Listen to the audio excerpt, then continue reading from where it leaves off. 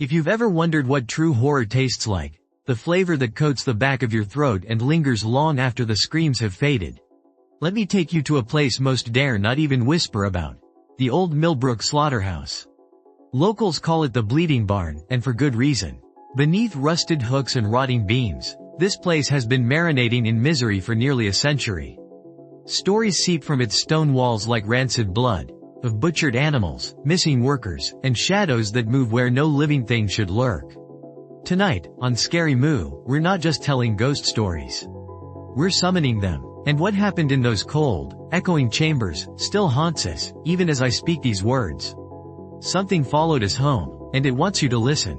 Millbrook's Slaughterhouse squats at the edge of a forgotten town, its windows shattered, doors chained shut by rust and neglect. Locals cross the street to avoid even glancing its way. The legend goes that during the winter of 1938, the owner, Harlan Bishop, snapped.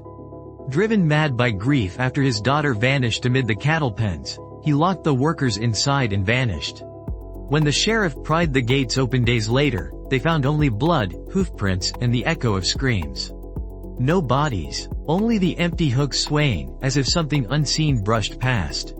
Since then, the slaughterhouse has been abandoned, but it isn't empty. We arrived at dusk, the sky leaking a sickly orange behind clouds that seemed to congeal over the old barn like curdled milk. The moment my foot crossed the threshold, the air changed. It was like inhaling a secret, cold and metallic, tasting of fear and rot. The floor was sticky, boards warped by time and something darker. Each step echoed with a low moan, not from the wind, but from the building itself, as if it remembered every scream, every desperate prayer. The stink of old blood was everywhere, clinging to the walls in greasy streaks. The first room was lined with rusted meat hooks, some still swaying despite the still air. My flashlight caught something carved into the brick. Tally marks, hundreds of them, some so deep the mortar crumbled around them. Beneath the marks, a single word scratched in frantic, looping letters: feed. The legend said Bishop's daughter was obsessed with feeding the animals, sneaking scraps to the cattle at all hours. Some say she tried to befriend something else that lived among the beasts, something that fed on more than flesh. We pressed on, past the hooks and chains, into the kill floor. The drains were choked with black sludge.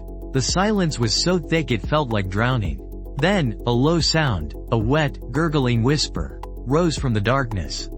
We froze. The room was empty, but the temperature dropped, our breath fogging in the air. Something brushed past my leg, cold as the grave. My heart thudded against my ribs, and I shone my light into the shadows. The beam flickered over a figure crouched in the corner. A shape too small to be a man, too twisted to be a child. It was gone in a blink. But the stain it left, a handprint, smeared in something darker than blood, remained on the wall. The fingers were too long, the palm too narrow, as if whatever left it wasn't meant for this world. As I stared, the print seemed to pulse, as if something was moving just beneath the surface. We entered the holding pens. The stalls were splintered, gates hanging open. Scraps of fur and bone littered the floor. My companion whispered, "Listen," and I did. The sound was a low, rhythmic thumping, like hooves on concrete, coming from everywhere and nowhere at once. It grew louder, joined by the metallic click of chains and a wet, ragged breathing. The air grew thick, pressing against us, forcing us deeper into the maze of pens. That's when we found the cold room.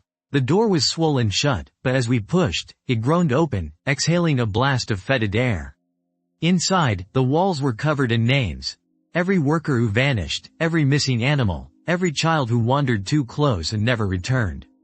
The names were written in something oily, shining faintly in the beam of my flashlight.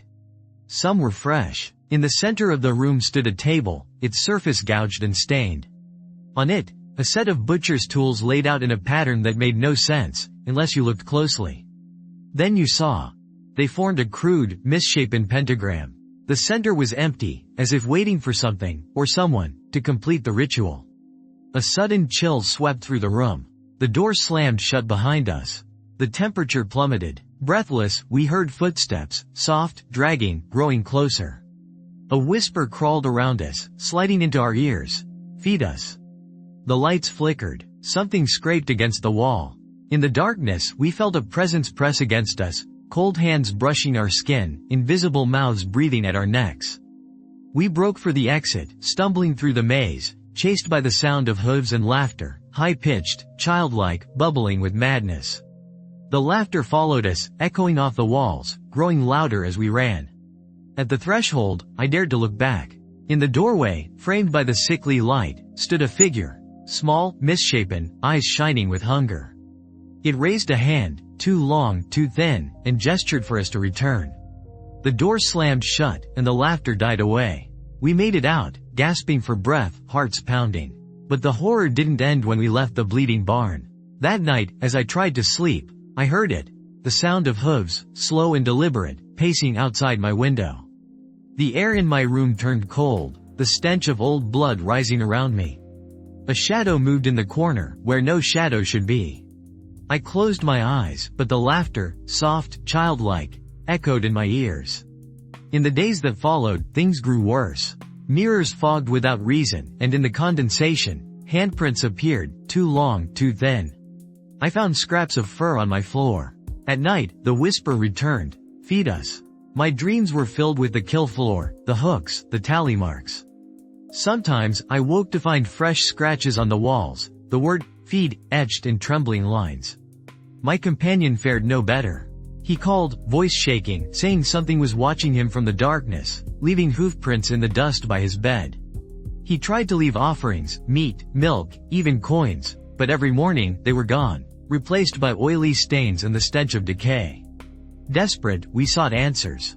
The oldest locals refused to speak of the slaughterhouse, but one man, a former worker, now half mad, told us the truth.